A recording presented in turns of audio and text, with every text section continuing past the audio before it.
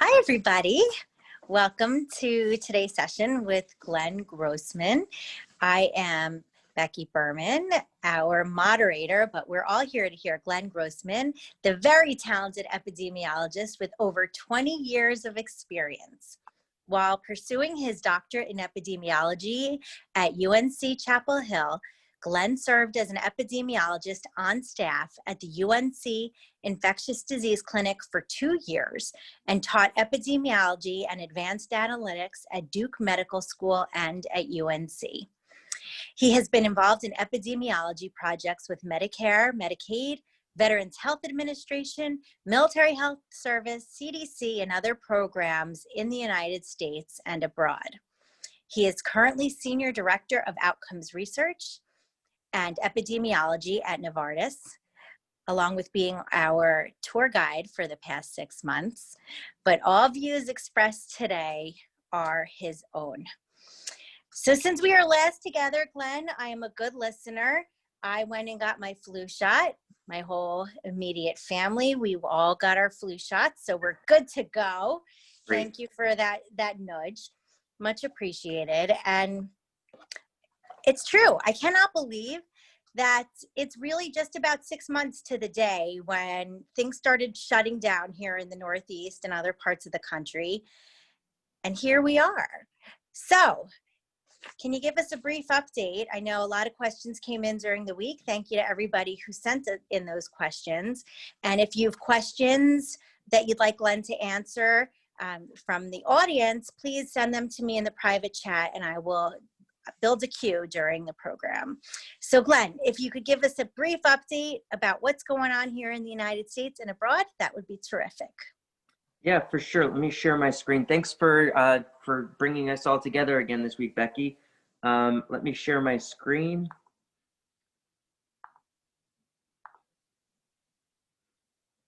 All right, so this is the CDC's website that we're looking at here. And so far, what we have is almost 6.5 million diagnosed cases. So these are not just infections, this is diagnosed infections, which is only a small percentage of the total infections. We have 193,000 diagnosed deaths, again, which is only a percentage of the total COVID-19 deaths that we've described previously.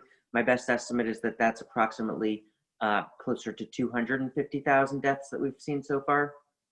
And then number of new diagnosed cases in the last week was 240,000. So this compares with our totals that we've seen.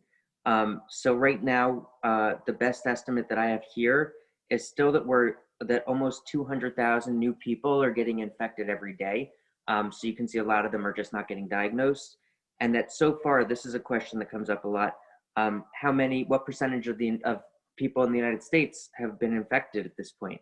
And so our best estimate is that approximately 15 to 16% of Americans or people living in the United States have been infected at this point, which is an enormous number when you compare us to a lot of other countries out there. Really, really quite large, but nowhere near the herd immunity that people talk about and that we're expecting. All right, so let me just jump to some other things. Here, this is the COVID tracking project that I sometimes go to. And I'm just gonna look here. So at a glance, this is the total number of daily tests has come down a little bit, but you can see that the number of cases has dropped precipitously. So we're sort of still in the second surge and still have an enormous number of new diagnosed cases per day, number of new infections, but the surge is not as bad as it was a month or two ago. But it's still quite high. In terms of the hospitalization rates, so we're now down to approximately where we were back in June. So in June, when we had the lowest number there, that was around 28,000 people currently hospitalized. We're right now at around 30,000. So we're not quite down to our low point back in June. The problem is that we are approaching cold, flu, coronavirus season. when we expect that the conditions will change, and so then we'll expect a third surge coming. The death rate, as you can see, has gone down a lot from the first death rate that we had, and this is for a bunch of reasons. But we've talked about this previously. But one of the big ones is that we know how to treat patients better. They don't stay in the hospital as long, and we know how to treat them because a bunch of therapeutic advances have happened over the last 6 months. So that's good. Simply, if we had somehow just been able to eliminate that first peak or reduce it much more dramatically, like let's say if we had shut down 2 or 3 weeks earlier when Europe did, and if we had shut down at the same time and eliminated that peak, then we could have eliminated all of these deaths. And if these deaths had happened now in the second surge, then because the infection fatality rate is a lot lower now, then we would have saved the difference in those lives, just because it was a much more severe disease back then, because we didn't have the therapeutic advances. So our decisions that we made back here to allow the disease to spread as fast as it did really contributed to excess deaths based on the choices made by the executive branch of the U.S. federal government. And going forward, the more we can push the disease into the future going forward, the more time it still gives us to get good vaccines on the market, to have further therapeutic advances and whatnot. So the further in the future we push the illness and the people getting sick, because some people have this idea like, oh, it's inevitable and they're going to get it at some point, so why not get it sooner rather than later? Well, here's the answer why. Because the further we can push off an infection into the future, then it becomes much less severe, because the therapeutic advances are happening very rapidly. And so there's a lot of good reasons not to get sick at all. But if you're going to get sick, don't get sick now, get sick a year from now. Anyway, let me go on to some of the global things that are going on. A question came up for Estonia. Estonia is starting to get a few more diagnosed cases. The numbers here are really, let me open this up.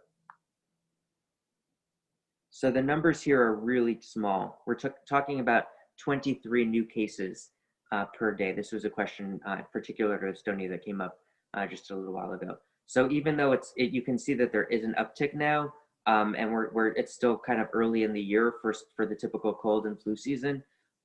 It's obviously not going in the right direction, but at the same time, currently, any person's individual risk is still going to be quite low living in Estonia, just as a proportion. All right, if you look at some other things, I heard Israel came up also. I think Israel's red now. They're having a second surge that's gotten very serious. And I think they're talking about shutting down the country here's Israel down here, shutting down the country for at least 2 weeks, possibly up to 4 or 5 weeks. And so for the Jewish folks on the call, I know that Rosh Hashanah begins next week, or this coming week rather. So it sounds like they're planning to do it so that beginning Rosh Hashanah, it's going to be shut down for through Yom Kippur, through the high holidays, yeah. So there's a bunch of countries that were doing well and then hit second peaks. There was a hypothesis early on whether once someone went through once a country went through its first wave, whether that would stop it from going through another wave. And that hypothesis is, I mean, most epidemiologists didn't believe that would be the case, just because when you look at other epidemics, when you looked at the Spanish flu of 1918, you could see that there were multiple peaks for different reasons. And so similarly, it's what we are expecting now, that you see having a first peak does not prevent a second peak or a later peak. A lot of countries that were doing very poorly at first, like Italy, and then started doing better, are now starting to get some more cases. Let's look at a few other countries in particular. Let me look at this South America. So South America here, let me take Chile away. Well, I can just go down the list. So Australia, you can see over here, they had a small peak at the beginning. So I guess, let's say middle of March. And then they got that back under control very quickly. It stayed low for a while, but then it's hit their summer season, or rather their winter season down there. and so that's typical cold and flu season. And so they had a challenge to avoid another peak altogether, but they did a pretty good job. I mean, I would say great job of really limiting the spread and having a major outbreak in Australia. But even despite them doing such a great job, they still had this surge that you can see. In Chile, you can see that they were following their typical seasonal pattern of flu and cold. The lockdowns in Chile were effective at really tamping down flu dramatically, but at the same time, you can see that despite the lockdowns and all the precautions, it still followed the typical seasonal pattern that we would expect for these respiratory illnesses. South America as a whole, largely driven by Brazil and some of these others, continue to uptake. Argentina, you'll see in a second, continue to grow, but to get bigger. But now you'll also see that it looks like it might be starting to come down over the last couple of weeks. So this is good for South America. Brazil also, that's hard to see. There's Brazil. So it was going up. It stayed pretty high at a consistent rate for most of their winter. And now it's starting to come down a lot now that their winter is subsiding. So this is, again, is good news, but also really just reconfirms this seasonal expectation that we have now going forward, that at this point, it's most epidemiologists are quite confident that we're going to see the seasonal impact in the Northern Hemisphere as well. Peru, over here, they had sort of like this dual surge. They had the first one, and then were starting to get it back down, but then they had the second one. Again, it's winter time, so it's really hard to fight the surge over there. And then Argentina, I'm looking at also. Argentina continues to be hit really hard. The seasons are shifting now, so it should be a little bit easier because the reproductive value, the R, will start to come down as they get towards summer. And so it should get better for Argentina soon. But you can see that their daily diagnosed cases are still not under control in any way, and they're not getting better yet. They're still higher than they've been. All right, are there any questions so far, or do you want to just jump into the regular questions people have been asking this week? I say we just jump right in. Great. And if anyone has any questions, feel free to send them to me via the chat, and we will get them in the queue. So I guess it sounds like it's a mixed bag out there around the world. Some countries are doing well, and some now are doing poorly once again. What's going on with vaccine trials? I heard that Astrazenaca stopped its vaccine trial last week. Should we be concerned? What does that mean? Yeah, so let's jump into that. So basically, whenever there is a major adverse event in a clinical trial that's unexpected, then it's a reason to stop the trial, just to pause it, not to completely stop it, but just to pause it. And so that's what happened with here. We don't have very many details because of patient confidentiality and the fact that the trial is still ongoing. They paused it. So it was a adverse event that was severe enough that they paused it. But then they evaluated the data, and evaluated the person in particular, and they came to the conclusion that the vaccine was not responsible for that adverse event. Or this major adverse event that happened. And so as a result, now they've restarted the trial, not restarted from the beginning, they've just continued. They took their finger off the pause button. And so now they're continuing on. So this is good. It shows that they're being responsible corporate citizens, and they're doing what they should have done. And also it just goes to show why these phase 2 and phase 3 clinical trials are so important. Because if we had released this vaccine without doing this further studying that's necessary, then an event like this would not have come under review. Someone could have gotten the vaccine and had serious events, and there'd be no one investigating it.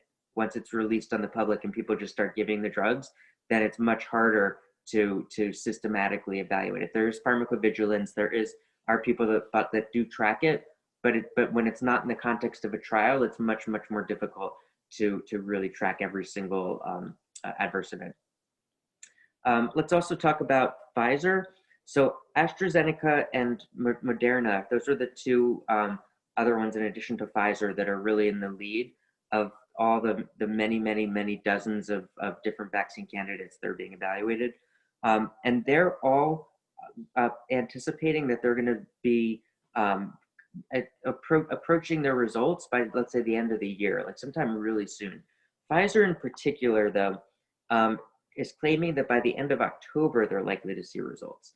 And so I wanted to just discuss this for a little, because I was starting to dig into this, and it's kind of weird. I wasn't expecting this. So right now they're enrolling 30,000 people is what they're intending to enroll. They've currently enrolled 25,000, or 84% of the total 30,000. But the way that they've set up the trial is that the trial is going to end when 150 people are infected. And so when 150 people are infected, then they're going to just do a ratio. They're going to see which of those people that were infected did not get the vaccine, they got the placebo, and which of the 150 that were infected got the vaccine. But because you only have 150 people, let's say it's like evenly split, then it would only be 75 people in each arm. So we're not talking really about a clinical trial with 30,000 people that you're investigating like you would in a drug trial. Instead, you're only literally looking at 75 people. And presumably, if the vaccine had a beneficial effect, then you might only have a negative impact on, let's say, 50,000 people. And 100,000 people would be in the placebo group. That would be great because it would show a dramatic reduction due to the vaccine. But if you only have 50 positive vaccine adverse events, I don't know that that's enough, or not adverse events. So we're talking about infections. So these are just infections. I don't know that 50 infections in the vaccinated group is enough to really evaluate some of the adverse, the ADEs, the other problems that we're worried about, particularly in subsets of the population. So for instance, in people over the age of 70, or in people with some comorbidities, or in people with who are ethnic minorities. And if you have only a bunch of a handful of dozens of vaccine folks who are infected, I don't know, that's going to worry me a little bit. So what we're going to have to see when the results come out, what they're thinking. The other thing is, on their website, they're currently predicting that the 150 people who are going to be infected are going to be infected by April. Like, obviously you can't predict this. You don't know who's going to get infected. They're giving it to 30,000, so they're expecting that a bunch of people will get infected. But according to their trial decision rules that they have, the inclusion exclusion criteria, and then the methods that they're using, if they find that it's statistically significantly better to be on the vaccine than not on the vaccine, then they, under their rules that they established, they could stop the clinical trial early, and that would be the reason to stop it in October, not because they even enrolled 150 people, but if they enrolled, let's say, 100 people, or not enrolled, if they identified 100 people who were infected, and let's say only 25 of them were on the vaccine and 75 were placebo, then on the surface that would seem like, oh, it's great, it's really protective for preventing the disease. But the problem is, if you have a serious adverse impact among people who are infected with the vaccine that only occurs in 1 in 100 people, which is large, or 1 in 1,000 people, then you're not going to find that very easily if only 25 people are infected with the virus or with the vaccine. And so this is potentially worrisome. So I need to see what the specific trial literature looks like when they publish it. But this is a little bit concerning to me in terms of looking at this. So we'll have to see what happens in October. But this could be something. If Pfizer believes that they can deliver this by the end of October based on this small number of people, then I don't know. We're going to have to see. And this could be the drug that ends up coming on the market as the October surprise before the election. So I don't know. Right now, I don't have a lot of confidence based on the way that this is structured, but we're going to have to see when it comes out. How does this drug trial compare to some other drug trials that you've been part of or learned about over your many years as an epidemiologist? Obviously, you know, we know that you told us early on that often drug trials can last, I think you said 5 to 10 years. So certainly this is far accelerated. But as far as sample sizes go, is this a typical sample size? And then this kind of subgroup, this sort of cohort, is this typical in drug trials? Yes, so let me clarify. So there's different kinds. So right now we're talking about vaccine trials. Let me see if I can pull up really quickly. I'm trying to find durations. Well, I don't know that I'm going to be able to pull it up very quickly. But basically, the length of the time that it takes to do any individual trial varies on what you're looking for. If you're investigating something that has a rapid response, then the trial could be a much shorter duration. If you're looking for something that's either a rarer disease, then it could take longer to enroll the people. So then you could have, that would be a reason to have a longer duration of the clinical trial, because the enrollment period might be longer. Or it could be longer because you're trying to identify safety concerns that might not appear for a longer period of time. With vaccines, a huge difference between a vaccine and a drug clinical trial, is that with a vaccine, what you're looking at is you're giving the vaccine to healthy people, and only a small portion of those people are likely to get the disease, get infected. And so then you're looking at you're giving it to healthy people who are uninfected. The medicine that you give in a drug trial, to a typical drug trial, is always given to people who are sick. So that's very different from a vaccine. And so as a result, you don't need to give it to typically to as many people as you might in a vaccine to look at the same order of magnitude of the effect of the impact, because every single person in the arm for treatment is someone with the disease that's being evaluated. And so as a result, if you see the effect and the safety issues, you'll see it on a smaller population. With the vaccines, you need to give it to a larger population because only a subset are going to be infected. And that's typically one of the primary reasons why it takes years to evaluate this, to see the effect over lots of people and to accumulate the numbers that you need to really evaluate with precision the safety and efficacy that you're looking at. In terms of, I haven't done, in my professional career, I haven't done as much on the vaccine side. It's mostly been on drugs. But one thing that I can tell you is that there's a couple interesting things. I don't know if we've talked about this in previous weeks. One is that the problems that we've started seeing with the diagnostic tests in terms of their availability has been problematic for enrollment in the vaccines and the drug treatments. And the reason is, if you want to ensure that someone is, for a vaccine, you need to ensure that they're not currently infected or have not previously been infected. Because you want to give the vaccine to someone who has not yet gotten sick to see if it protects them or not.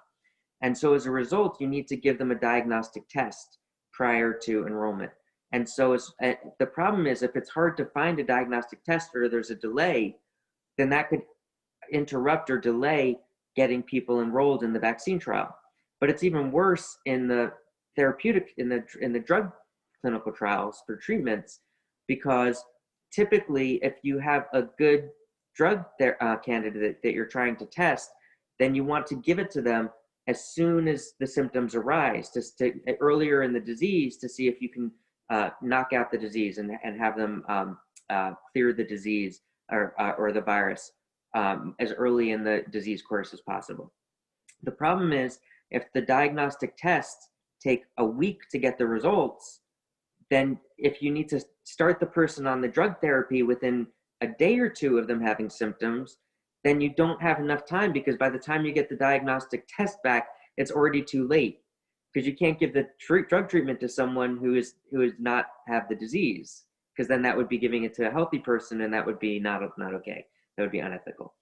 And so this has been a problem for the drugs, and has delayed the clinical trial enrollment for a lot of the drugs that are being investigated now.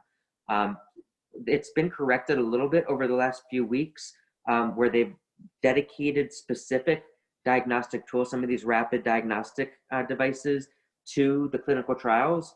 And so it's made it easier to get people diagnosed and tested early, like as soon as or very soon after their symptoms are identified.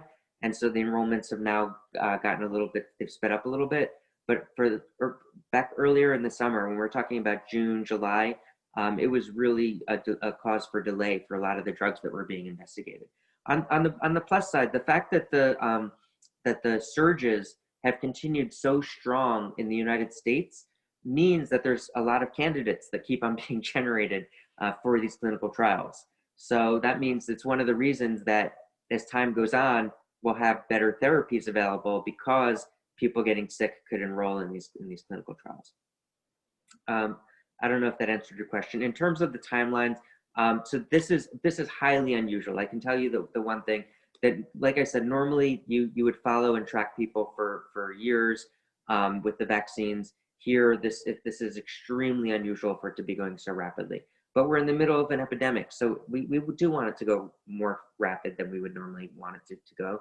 But we can't sacrifice the safety and efficacy when we're going to give this to a lot of potentially vulnerable and people with comorbidities and older people who might be at risk if they got the vaccine. Thank you for clarifying that, Glenn. So we have a question from Harry about the vaccine, the potential vaccine, and temperature related to distribution. So let's see, Harry, I will unmute you, or I'm asking you to unmute. Let's see, can I unmute you? Okay, we did. Okay. So my initial information coming out about the distribution of the vaccines is that the vaccines require temperature stabilization in the area of minus 70 degrees, which far exceeds the normal temperature of freezers. And so the question is, because that's such a unique temperature, is that going to have a significant impact on the actual distribution of viable vaccines, if in fact they produce one? Yeah, so yeah, and that's a really important issue. So normally vaccine distribution takes a long time on its own. The logistics here are a major potential hurdle that we have to get through, that are more so, not just because we wanted to get it out and because of the epidemic, but in particular, some of the vaccine candidates do have this constraint. And so, I mean, this is one of the good reasons that the CDC is jumping on it already, to start making sure that the logistics are being thought out, that the logistic pathways are already being developed, and that the states are already starting to be preparing for these things.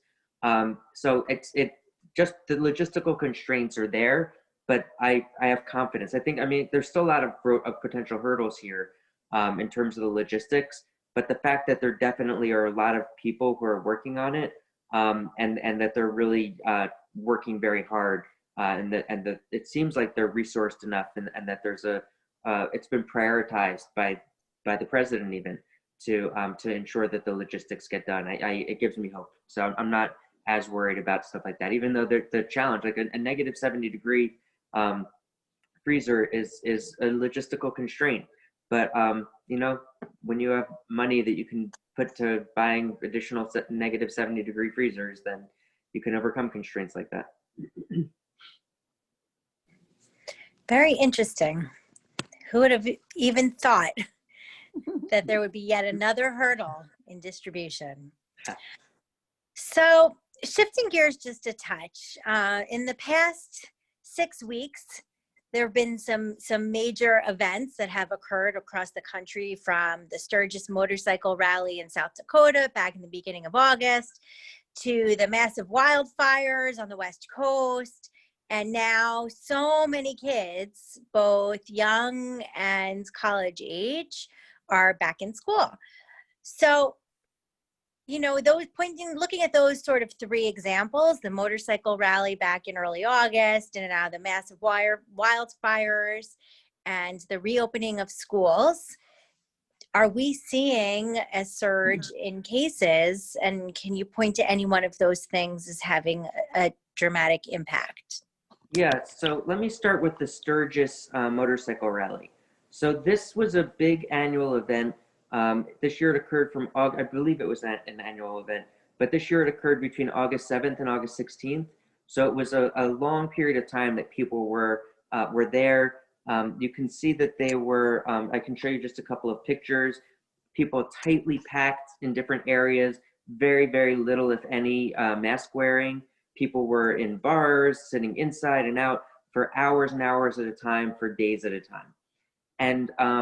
And so the worry that we had, and so an event like this would not be allowed in almost any other country in the world right now during the pandemic, because it's a potential super spreading event to have so many people brought in. Because if you had just a couple of people around here at this event who were infectious, then a super spreader that might normally be able to just spread to 10 other people if there were 10 in the room, now if there's hundreds and hundreds of people around, they could potentially infect hundreds of people all at once. And it turns out that there's a really interesting study that's looked at this over the last week or two. And what they found was that when all of these people at the Sturgis Motorcycle Rally went back home, back to the zip codes that they came from, they didn't look at the people themselves, because that would be really hard to track. They didn't have a list of who all these people were, but they did see where the people returned to based on the zip codes. And they found when you added up all the excess infections, I should say, in the that were diagnosed in the zip codes they returned to in the weeks after August 16th, during that time, astonishingly, they found, so not just the original infections from the event, but all the people who were infected by the people who were then infected other people who then infected other people. When you add all of those up in the zip codes, when you compare it to other similar zip codes that did not have people attend the event, they estimate that there were over 250,000 new infections generated from this one event. And this is one of the reasons that no other country was allowing. I mean, you hear, we've been talking for months now, saying you shouldn't be in indoor spaces with more than 5 or 10 people in a space. I mean, even with the schools reopening, there's limits to the number of people that are allowed in one space, and there should be physical distancing and mask wearing. This had none of that. The people were at the bars for days on end. Like, you can see how closely these people were sitting to each other, even if it was an outdoor event. And so this 250,000 new infections is huge. In addition, it's estimated that there were $12 billion in associated costs so far from this event. And so it was really a poor administrative decision for the government to permit an event like this to go on. This is it. I mean, this was an economic analysis matched with epidemiology, looking at the 250,000 infections and the costs. And this, we want to reopen. Everyone wants to get back to the way things were, but there's costs. If this stuff is not free, people are getting sick from this. People are dying from being downstream of people who ultimately were infected as part of this motorcycle rally, and it's really devastating. Let me jump now to the fires in the West. So a lot of you have seen these scenes in California and in the Pacific Northwest. The sky is orange, and it's the amount of smoke is intense that's there. And so it is an interesting question. So it's been like this for days, and the fires are out of control. They're not getting under control anytime soon. And so the fires are producing an intense amount of smoke. And the problem with smoke for human health is that it's very high in these really, really tiny particles. And the particles can get deep into your lungs. And because they're so small, they can get really, really deep in the lungs. And so the problem with that is that they potentially could impact the spread and the severity of the disease. And so there have been a bunch of studies that have looked at this in general, not on the West Coast yet, but one thing so typically for a study like this, they look at the PM number. And so PM 2.5 means it's the particulate matter size. And so it's a very small size that they're looking at. And there's a bunch, I think this one was done in Netherlands, looking at the impact of increases in this very small particle size, the impact that that has on spread, on hospital admissions and deaths. And what they found in this study, but there's been a bunch of studies looking at this point, is that areas that had pollutions, this wasn't fires, this was pollution in general, but the key measure was this PM 2.5. So areas that had higher levels of the PM 2.5 were associated with over 9 more COVID cases than areas without high levels of PM 2.5. They also had more hospital admissions and deaths. So the PM 2.5, this particulate matter, has a massive impact on spread. Let me jump here. This was another study. I think this was in the US. There's a bunch of studies that are referenced here. The study ultimately looking at death was in the United States for COVID. But so there's direct impacts and indirect impacts from the particulate matter. And so the direct impacts are, it's thought that the PM 2.5, these particulate pieces of particulate matter damage the cilia, which are essentially the hair that's in the lungs that sort of pushes the particulate matter out and other pathogens out. And so if the cilia is damaged, then it prevents the expulsion of the pathogen of COVID-19 also. So that could be a direct impact. And then there are indirect impacts. So for instance, we know that PM 2.5, the particle size is so small that it also aggravates people's pre-existing conditions with cardiovascular disease or respiratory disease. You can imagine if you're inhaling smoke just by living in those areas, that you might cough more and you might have more respiratory inflammation and things going on than if you're exposed to COVID-19 or to SARS-CoV-2 at that point, then you might be more susceptible to the disease. And so that's what we're finding. The studies are indicating that there is more susceptibility and more spread, and that there is more severity. And so another study, so the one we're looking at here, is that they found that as the amount of PM 2.5 increases, then you have they found a 9% increase in COVID-19 mortality based on this index that they were looking at. So the quantity of PM 2.5 that we're looking at is, this is not just pollution, this is pollution on steroids, when you can see that the whole sky is orange. So there is a real risk here for COVID-19 spreading. The other thing, of course, is that damage. So people who needed to evacuate, now they can't shelter at home. Now they're maybe going to tighter quarters and moving in with family members and that's the simple act of moving around and maybe going into shelters or other places where there's a lot of overcrowding might make it more challenging and might make this spread a little bit easier in addition to that. So yeah, they're definitely, in terms of looking at the overlap with the fires, there is we do need to be alert to this, and it's very likely that both the spread and the severity will be impacted as a result. You said that the next thing you said, I think, was jumping to kids returning to school. So this is actually interesting. I think it's the CD study in particular that caused a real big hoopla over the last week. So this was published on September 11th, but it was released a little bit early. And it describes, basically, it was looking at some child care centers in Utah.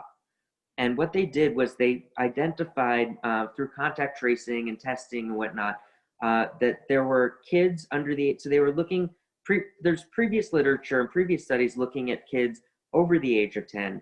This one was looking at kids under the age of 10. I think the average age in the study was around 7 or so. But it varied. There were some kids in it that were a little over the age of 10 as well. And what they found here, just looking at the subset, was that among 12 kids that got COVID-19, 3 of them were asymptomatic, but there was infection at these facilities among the kids.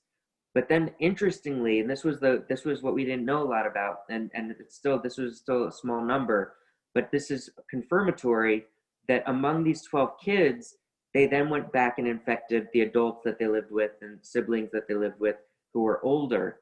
And so the 12 kids infected 12 other people who were adults in their households, parents and siblings.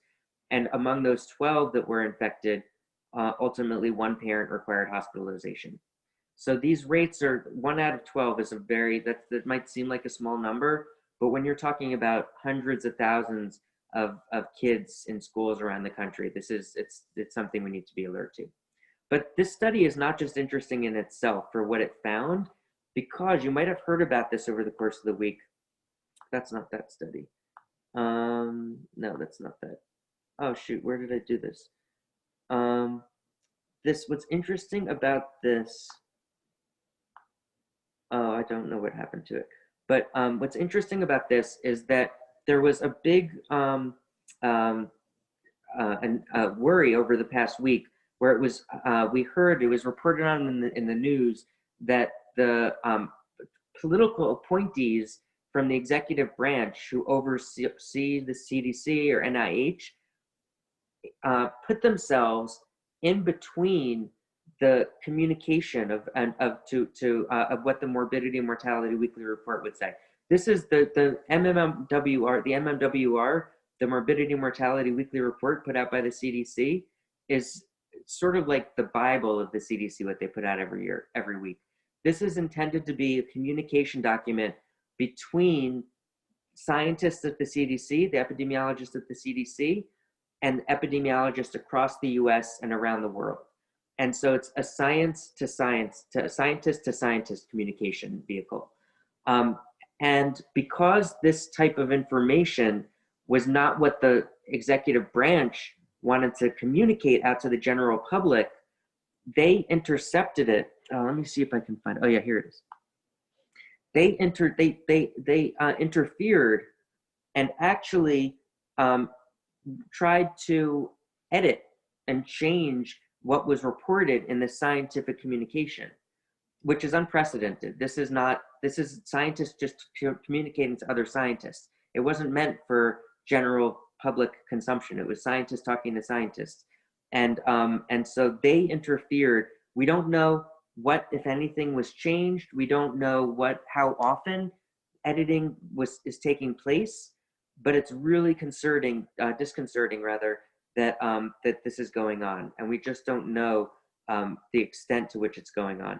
But we do know here that that clearly requests are being made to adjust these numbers. In particular, what was reported on this past week was this question of kids, that the federal government has a strong interest in opening the schools and whatnot, and it can have that's a interest it can have. There are really important reasons why kids need to go back to school, because the learning quality is typically better, that kind of stuff.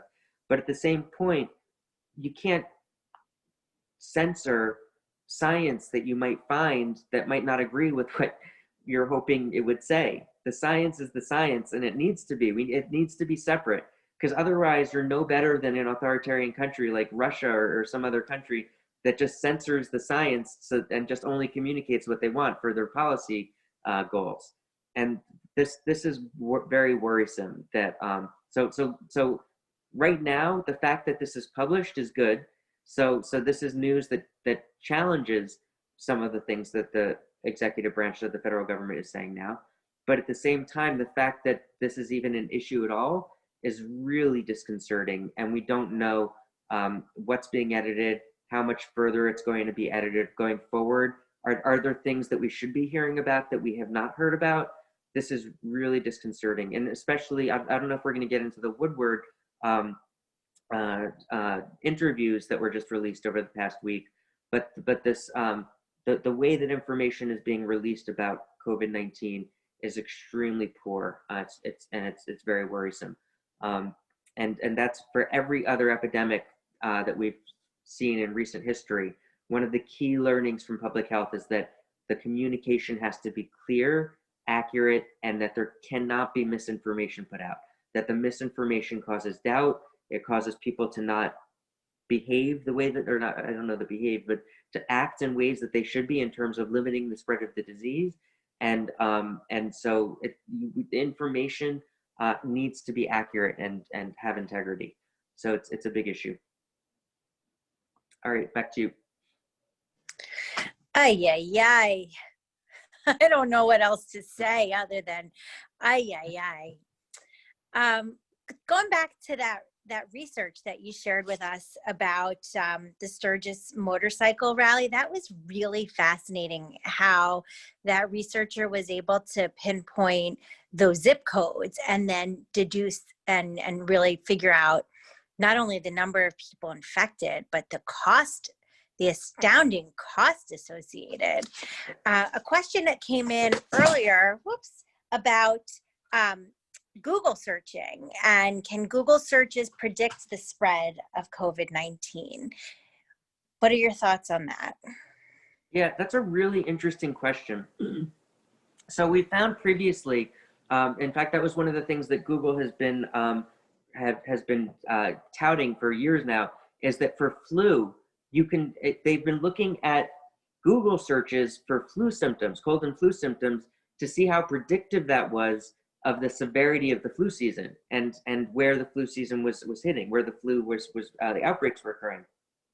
They found it was really predictive in ways that you wouldn't even know in terms of hospitalization rates or other diagnostics, because people were almost self-identifying in the privacy of their own home, just doing these Google searches. And so they thought that there was a hypothesis, well, could there be Google searches that could anticipate the COVID-19? And in particular, so we've talked about COVID-19 as being a respiratory illness, but we also know that it impacts the gastrointestinal system. And so one way of looking to see if it was how big a gastrointestinal impact it is was to look at these Google searches. And they found that two things in particular were very strongly associated with predicting. So this purple line here is the number of confirmed cases over time. And you see by like week 4 in March, in the area that they were looking at, that's where you really started to see this huge uptake of confirmed cases. But you see that in the week or two before, you had a sharp spike in different kinds of searches that were done. So for instance, I'm probably going to mispronounce this, but agusia, this is this red one. This is when you lose the sense of taste. And so we've talked about that as in previous weeks as one of the symptoms of COVID-19, that a lot of people lose their sense of taste. And so there was a huge spike that anticipated this. And so you could almost use this as a diagnostic itself to see where these Google searches are occurring around the country in different zip codes of where that outbreak might be about to happen. And that's really interesting. Other things that were also found were loss of appetite.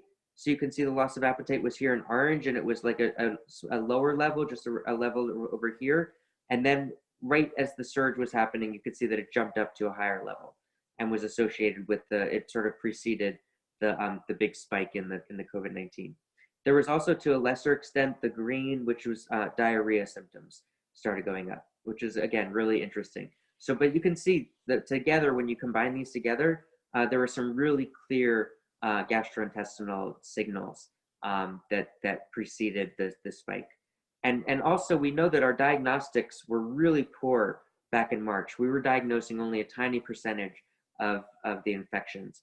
And so this is going forward, a lesson learned for future outbreaks is really using Google, maybe when diagnostic tests aren't available early on in an outbreak, maybe even relying more on Google and these other search engines in the future to sort of identify where outbreaks might be occurring, to prioritize them for either locking down or really getting a handle on the disease. Okay. That's really interesting. That is, and if there are a few silver linings from this whole experience, that certainly is one for sure. Jumping back to our international discussion, a question came in about airports stopping screening passengers coming in from other countries. Is this true? And if so, is this wise? Yeah, that's a good question. So, so this week, in fact, I don't know if the announcement has been made public yet, but it was released early in the news that so basically from March or so, Passengers in planes coming from countries where there were big outbreaks were diverted to a smaller number of airports in the US, and then there they were given screenings. So for instance, they were doing contact tracing. They required that people on the plane gave all their information to CDC and other people. So if there was anyone who was found to be infected on any of these planes, then they could easily reach out to everyone else on the plane to alert them to get tested and that they might have been exposed. The problem is that the high-risk countries that they originally were looking at were China, Europe, Iran, and these countries at this point are really, really low in terms of the number of infections generally. There are a rise. We have seen a rise in France and some of these other countries as the season now shifts to fall. But generally, like China, the numbers are so minuscule there that it's not even something that you would want to divert. Now, the countries that have the major outbreaks are India and Brazil and South America and other countries than what they were originally. And but ultimately, the biggest issue here is that there wasn't a huge return on investment. And the reason is that most of the spread in the United States is from Americans or people in the United States infecting other people in the United States. We're not getting many new cases from people who are traveling abroad coming back. Just the opposite. A lot of other countries don't want Americans to fly to them because we're the major infection in the world, and we don't want to. They don't want us to infect their countries and start new epidemics in their countries. So so it was not. There's probably better places to invest the money. So it's okay that this is stopping. The problem is that we're not, because we don't have a handle in much of the country on the outbreak, that it doesn't make sense to do this, to invest as much in this. If we had things better under control in much of the country, then this type of program would make more sense. But the fact that we're still seeing hundreds of thousands of new infections every week, it doesn't make new sense to try to find the one or two that are coming in because they happen to be in France last week or something. It's just a tiny drop in the pool in terms of the numbers that we're looking at. Drop in the ocean. Yeah. Right. That's a good point. So Sandy, I'm going to ask you to unmute. You had an interesting question about countries around the world and if their testing is recommended. So here I'm asking you to unmute. There. Okay. Hi, Glenn. Glenn, this is fascinating again. But you show all those statistics about countries around the world and their uptick and their flattening of the curve or whatever's happening around the world. And I wonder if they're having the same issues with the number of testing that we have, and is it adequate, and is it good testing? Is it the same kind of testing that we have? I'm just curious if they're having those issues. Thanks. Yeah, it's a really good question. So let me look here. The key metric that we're looking at is the number of tests confirmed per case. And the reason that this is important is that ultimately for every one case, you want to, if there's a random person that's infected out there, you want enough testing being done that you can find them. And the only way to ensure that you're doing enough testing is if that number is, say, like if 1% of the tests are producing a diagnosed case. Because if you have like 20 diagnosed positive results per 100 tests that you do, then it's probably mostly just people who have symptoms who are getting tested. Whereas if you get the number down to a much smaller percent, and in this case, so the metric is tests per confirmed case, then here what we're looking at is, well, let me look at like Europe. Let's look at England and let's United Kingdom. Let me start down here.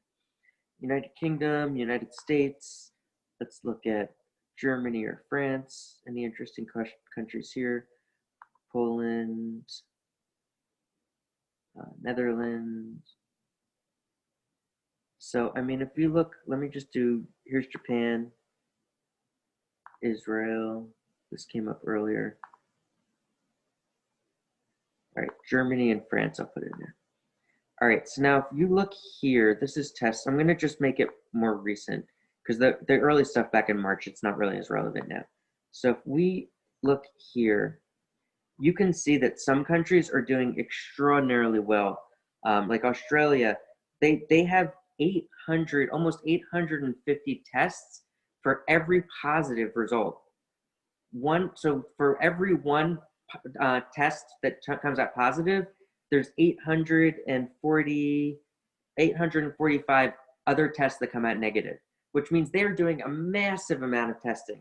In contrast, with the United States, for instance, let me come back.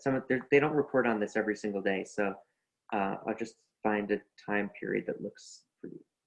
All right, so here's Australia. United Kingdom was doing 132, so it's under 1% of the tests are coming back positive. So clearly they're massively screening. They're making sure that they're doing enough testing. Oh, I think Estonia also had a question about earlier. So Germany is doing 124 tests for every one positive that comes back. So that's a lot. In contrast, the United States is down here where our testing has been atrocious since the beginning and hasn't really gotten much better. We're doing a lot of tests, so it might be surprising because we're testing a lot, but because there are so many cases here, we're still not testing nearly enough. And so we only have 20 tests per positive case. So around 5%, so 5 out of 100 are coming back across on the aggregate level of the United States are coming back positive. So this is not enough. You can see it's just revealing. We know that it's out of control in the United States, and this is one of the ways that you can see that it's out of control. In Estonia, they're a lot higher. So they have 84 tests for every one positive test.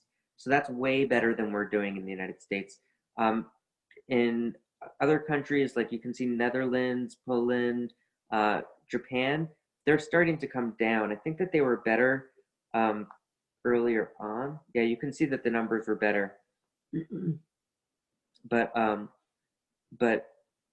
Australia is not. Australia really improved their testing over the last period of time. We're looking at the beginning of August here. But you can see Estonia has had like 80, Iceland is 81. France hasn't had enough testing. You can see when you compare France and Germany, France has far less testing. It's just not enough testing. And Germany has been doing a much better job. Similarly, Netherlands, you can see the numbers that are coming down. The United States has a much smaller number. And then when you look at South America, Chile, Argentina, there's barely any testing being done. And what this means when you flip this and then look at confirmed cases. So I'm going to just constrain it to, well, I'll do confirmed cases just so we can see. It's going to look a little bit weird. But now you can see that the countries that are doing the best with the confirmed cases, the lowest number of confirmed cases, had some of the best testing. So for instance, here's Germany that had great testing. United Kingdom had great testing. Japan was pretty good. Australia had great testing. France, but as you go up, you can see that there's a direct relationship with the number of new confirmed cases. So the more tests you do, the more testing you do, the less new cases you get because you pull them out. When you identify someone as being a positive case, then they quarantine in place, they're no longer infecting other people, and then you can contact trace and see who they might have come into contact with and prevent the spread. So the testing has an enormous impact. And if the testing breaks down, then that's when the cases start to rise and vice versa. When you have so many cases, in order to get it under control, the testing really needs to improve. I don't know, did I answer your question? Thank you, Glenn. You're welcome. All right, Beck. Okay, so interesting. Wow, talk about direct correlation there. Yeah. That's one that I remember from my science days. But clearly you took it to a whole other level. So it looks like we're kind of nearing the ends of our time together. And maybe we can wrap up with talking about eating out. I don't know about you, but I'm getting really bored of cooking the same meals day after day. When can we go back to restaurants? When will it be safe? Yeah, that is a really good question. And I have an answer. And where did it go? There it is. All right. So the CDC just released as part of their morbidity and mortality weekly from September 11th, they did a study looking at people who were infected. It was essentially a survey, and they were asking where they were in the prior period of time. I forget how long that period of time was prior, but you can see that some types of places that people went to were more likely to be associated with the spread. And what they found were that people who had been to a restaurant in the previous week or 2 weeks prior to the survey were 2 to 3 times as likely to have gotten sick with COVID and had COVID-19 as people who had not been to a restaurant. So it wasn't clear based on the survey whether the people were eating indoors or outdoors or what, but just going to a restaurant and eating there was associated with the spread in a way that that some other things didn't, like going to the office. Clearly, after COVID-19, a lot of office workplace situations have changed. A lot of people have been working remotely. So the ones going into the office, there's typically a lot more attention paid to make sure that they are not ill, that they don't spread it to other people and whatnot. Whereas the same type of constraints are not happening at restaurants. And it makes sense. When you eat food, you have to take off your mask. And so as a result, whenever you go out to a restaurant, people just take off their masks and are just eating. And there's no way around that. Typically, it's better outdoors versus indoors. But at the same time, it's when you remove the mask, then you have none of the benefit. Just wearing it around your neck no longer gives you the benefit that you had before. And the other thing too is when you go out to eat, you don't typically just silently go out to eat. One of the risk factors that we've identified is that for the aerosolization of the virus, that talking or talking loudly actually makes the virus easier to spread and to spread in the aerosol form. And so if you're in a loud environment, then you might actually be producing more particulates, more of the virus, and it might make it a little easier to spread. So this is what it is. So going forward, I mean, obviously people are going to still want to be going to the restaurants. It's going to get a little bit harder as the weather gets colder and it's going to be more of a challenge to eat outside. Then people are going to still want to go out to the restaurants, and it's just going to be a challenge because then again, as we've been mentioning for a while now, as cold and flu season, typical cold and flu season starts, which is the COVID season, then that's when the reproductive value, this R, starts to go back up again to higher levels, and it makes it much easier to spread. The severity of the disease increases because people might have more exposure. So it's not just being exposed to 1 or 2 particles of the virus, that it could be a lot more virus that's easily spread during the same amount of time. And the dose makes the poison in this case. So it's going to be hard for the restaurants in another few months when we start dealing with this again. Some other things that we saw, so bars and coffee shops also, you can see that there was a higher number, as you would expect. There was a slight trend for churches and religious areas, but this is still, the error bars were still quite large, so it's unclear. It's not definitive here, but any enclosed space indoors is just going to increase the risk, even with masks or without. The masks make a huge difference, but they're not a COVID magnet. They don't make you invincible. So yeah, that is what it is. All right. So I got to stick with my repertoire. Although we can get takeout. Yes. Delivery is absolutely is not, we're not impacted by the results of these charts in the same way as actually going to the facilities, correct? That's exactly right. In fact, in some ways it's important too, because we need to support our local businesses. We don't want the perfect to be the enemy of the good, and that we shut down to save lives and then we put everyone out of business. People's livelihoods are really, really important to ensure their own health and to ensure the community's health. So I definitely would recommend still going to the restaurants or having the food delivered, but then maybe bringing it and eating it at home. And so that might be a good way to still not have to do all the cooking at home. You can still get the benefit, but then you don't have the same risk as going and eating indoors at the restaurant. Makes a lot of sense, for sure. So any other positive news you can share with us or anything we should be on the lookout for this week?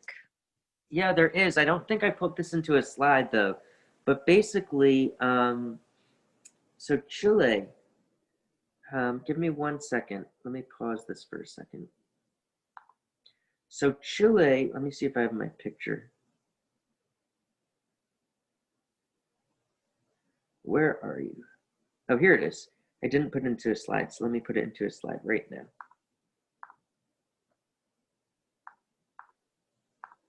All right, so here is the good news. So we've talked previously about dogs being able to sniff out COVID-19 and then being trained to sniff out COVID-19. And apparently, so dog noses, we found now, we've talked about this maybe a month or two, or multiple months ago, all the research that was done in Germany and different places now looking at dog noses. So we've found the science is clear that dogs' noses are so powerful that they can predict, they can identify people who have COVID-19 even before some of the other diagnostic tests can tell us that they have COVID-19 with accuracy. And so Chile now, which has had a big impact, a big outbreak there because it has been their winter season there, they have trained some dogs to now start implementing that as part of their diagnostic process. And so in large areas and bigger gatherings, they have dogs that are now going out and are sniffing out COVID-19 to identify people. And I think anytime you talk about dogs, it's a good story. And so I see this as a positive way to end the week.